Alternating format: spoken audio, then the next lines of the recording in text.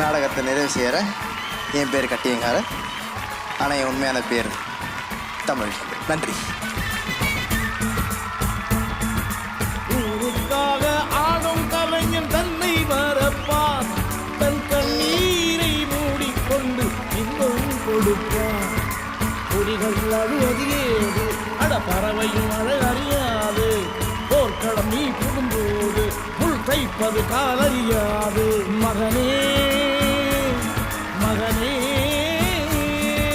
காற்றுக்கு ஓய்வதேது, அடையேது.